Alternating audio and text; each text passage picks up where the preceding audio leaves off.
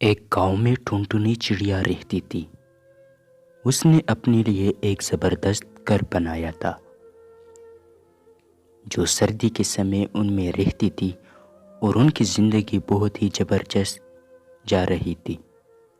ایک دن انہوں نے سوچا کہ کیوں نہ باہر جائے، تو جیسے ہی باہر اپنے دوست کے ساتھ بنٹی کے ساتھ چلی گئی تو ان کے پیچھے ایک چڑیل ہو گئی۔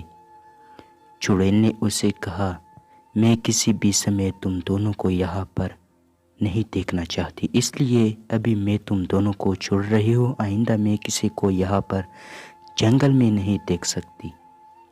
پیر باز کو سب پکشیاں چلتی ہے اور وہاں پر ان کے پاس اپنے آپ کو حوالے کر دیتے ہیں اور انہیں کہتے ہیں کہ باز میاں، ہم یہاں پر جنگل میں بہت تنگ ہے۔ یہاں پر بنٹی کبوتر باز کے سامنے پیش ہوتی ہے اور کہتی ہے کہ باز جی،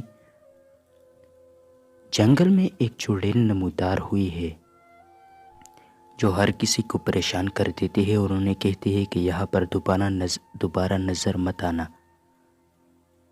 اور میں یہاں پر کسی کو دیکھنا نہیں چاہتی۔ یہاں پر یہ بات بول کر یہاں پر رانی چڑیا بھی آ جاتی ہے، جو اس کے پیچھے چڑیل آ جاتی ہے۔ چڑیل کہتی ہے، خبردار، میں یہاں پر کسی کو دیکھنا نہیں چاہتی۔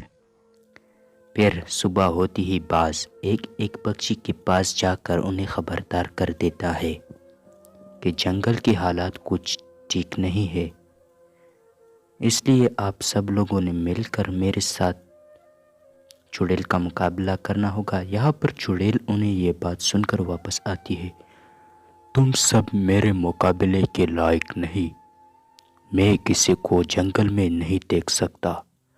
اے باز، تم بھی سنو، جتنا جلدی ہو سکے اتنے ہی کم سمے میں یہاں سے نکالو۔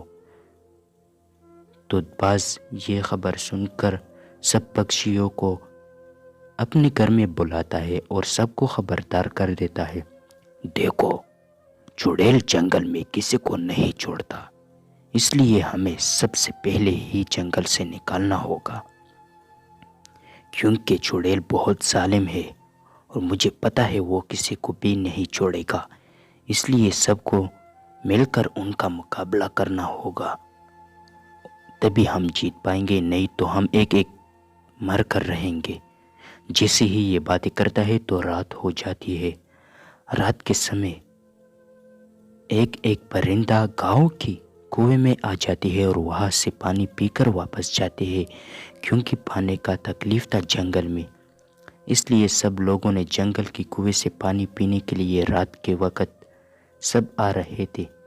ٹونی چڑیا بھی پانی پینے کے لیے جنگل کی کنویں میں آ گئی اور پانی کی 3 گھونٹ کر بسم اللہ پڑھ کر وہاں سے چلی گئی۔